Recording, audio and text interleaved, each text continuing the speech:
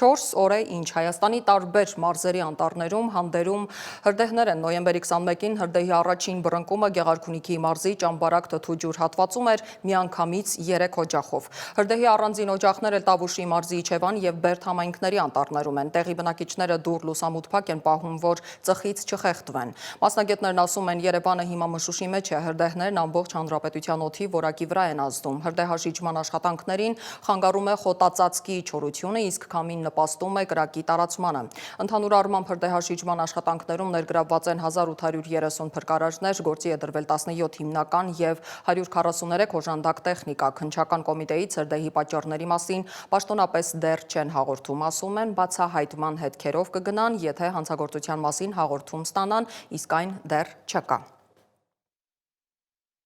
Նոյեմբերի 26-ին ժամը 10:30-ի դրությամբ Տավուշի մարզի Դիլիջան կազաչի հատվածում բռնկված հրդեհը մեկուսացվել է։ Մյուս հատվածներում, Նավուր բնակավայրի մոտակայքում, Դիլիջանի ոլորաններին հարակից անտառում եւ Դիլիջանի Լեռնային Արմենիա հյուրանոցի մոտակայքում աշխատանքները շարունակվում են։ Մամուլում շրջանառվող տեղեկությունն առ այն, որ հրդեհը տարածվել է Լեռնային Հայաստան առողջարան, չի համապատասխանում իրականությանը։ Հրդեհը հիմնականում տարածվել է խոտածածկ հատվածում։ Տարածքում մեծաքանակ ծառեր չեն այրվել։ Արձանագրվել են ջերմահարումներ։ Հրդեհի տարածումը դեպի տներ եւ առողջարան կանխվել է։ Ընդհանուր առմամբ հրդեհաշիջման աշխատանքներին ներգրավված են 669 փրկարար, 215 էկոպարեկ եւ բնակիչներ։